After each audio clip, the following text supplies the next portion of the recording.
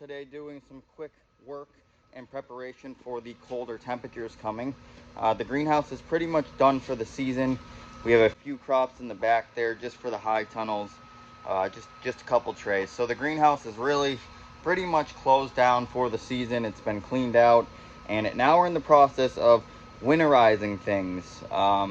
We got a couple different systems in here that are still filled with water, still using water, and we got to get to the point where we need to start winterizing a lot of this stuff, because otherwise it will freeze. I know I've talked about the high tunnels. Same thing with the greenhouse.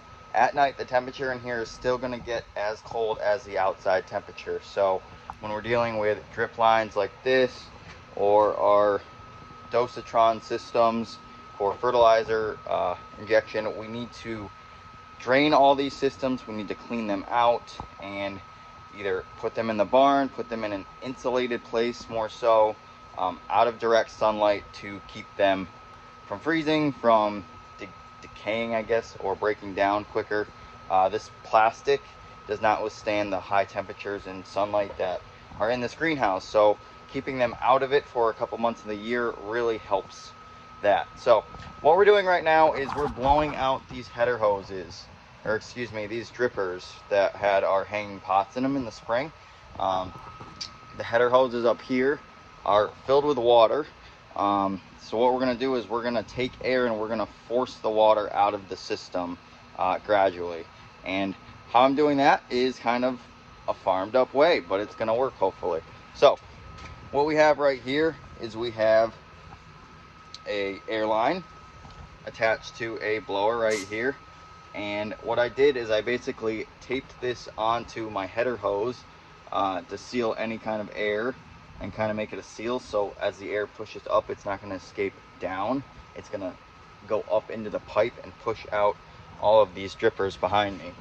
I've never done this, so we'll see what it does. Hopefully it doesn't blow something apart with the pressure of the air, but we're going to work at it slowly to push the water out of the system. So stay tuned, we'll see if it works.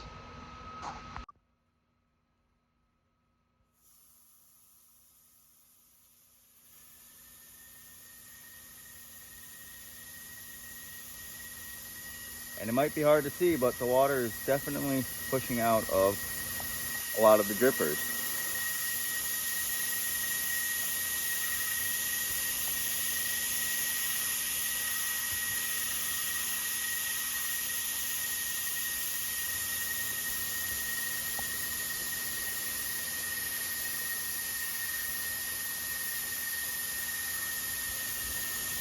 So we'll probably have to run this for, I'd say, maybe a decent length of time, maybe 5 to 10 minutes, to really try to push all the water out, because we are dealing with these little holes right here in that dripper, if you can see, and that's what the water is pushing through, going through these 1-inch lines. And these 1-inch lines are pretty filled with water because they weren't drained at all at any time in the season, and they're not really meant to evaporate because of, you know, the white liner of the 1-inch pipe, as you can see right here. So we'll probably do this for a little bit. We won't build it up too much because we don't want anything blowing out, because this is kind of a closed system in a way. And these are some pretty fragile drippers here, so we're going to do this gradually and let the water push out, and we'll go on our way.